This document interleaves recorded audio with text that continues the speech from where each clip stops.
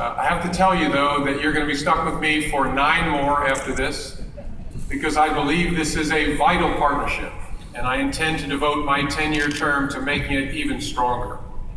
I'm especially happy to be here because I have spent most of my adult life working as a federal prosecutor in New York and in Virginia and in Washington, and I have worked with state and local law enforcement from all over the place, and those folks have been a huge part of everything I've been able to do. I'm also from a law enforcement family. My grandfather, William J. Comey, was a 6th grader, child of immigrants in Yonkers, New York, when his dad was killed in an industrial accident. He was the oldest of his siblings, so he dropped out of school in the 6th grade to support his mom and his younger brothers and sisters.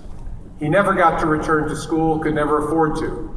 But as soon as he was old enough, he joined the Yonkers, New York Police Department as a patrolman, and over the next 40 years worked his way up to become the leader of that department. He was a tall man. He was an extremely well-dressed man, if I may say, and he was somebody who had fierce pride in the integrity of his service and in law enforcement. 2 legacies that made an enormous impact on me. I have a picture of my Pop Comey, on the wall in my office at FBI headquarters in Washington. It's from a 1929 newspaper photograph of him holding by the arm a felon who'd been in a shootout with the police, and he's walking him to custody. Some would say that is one of the earliest perp walks. But I have this picture on my wall to remind me of the legacy that I inherit from my pop, and a legacy that I must protect with all I can do. I spoke on the first day of my job at FBI headquarters to all 36,000 employees, because I wanted to share with them what my expectations were for them, and also tell them what their expectations should be for me.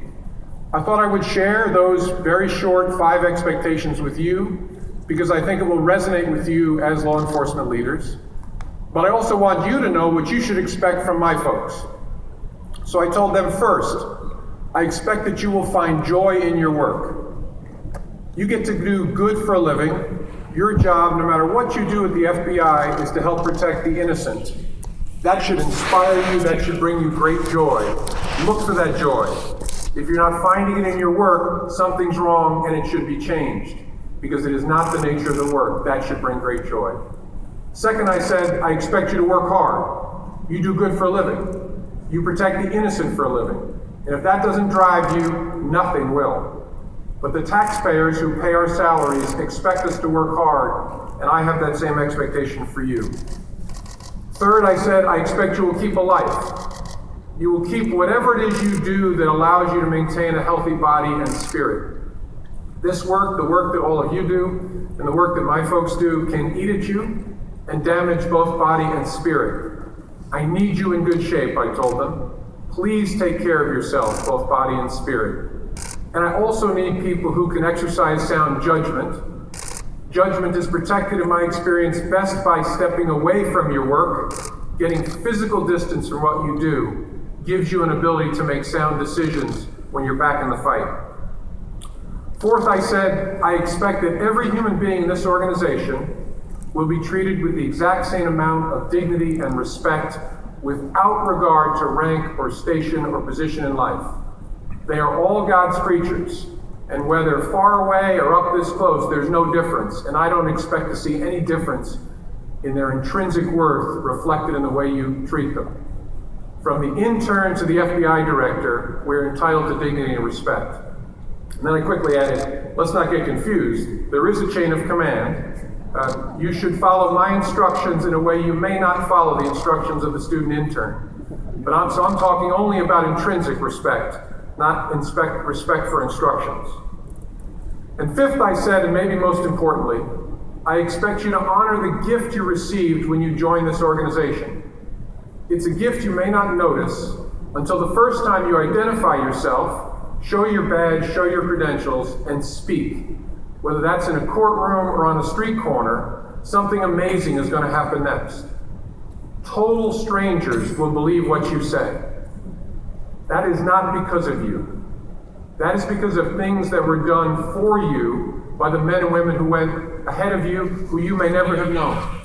People who made a gift for you that I call a reservoir of trust and credibility that makes possible all the good that you do for a living, that makes those strangers believe you, whether on a corner or in a courtroom.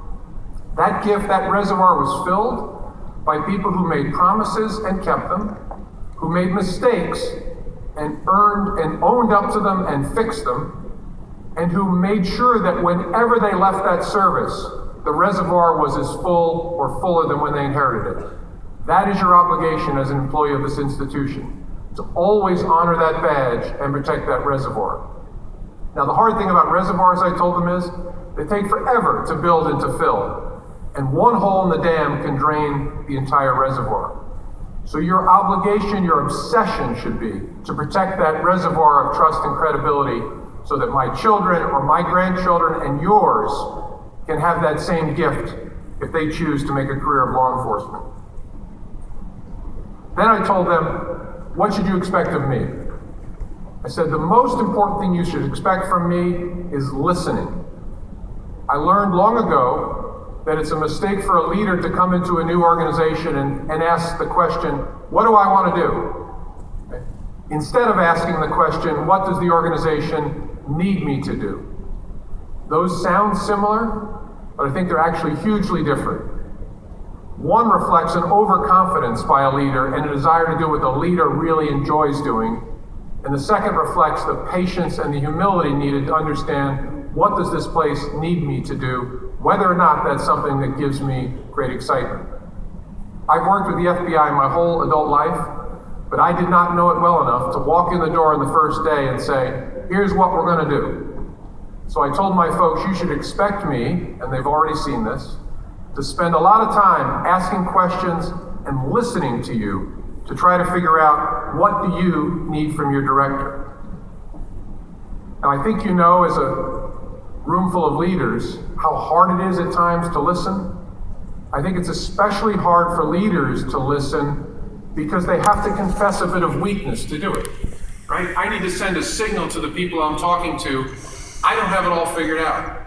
I need to telegraph to them that I need something from them, and that's often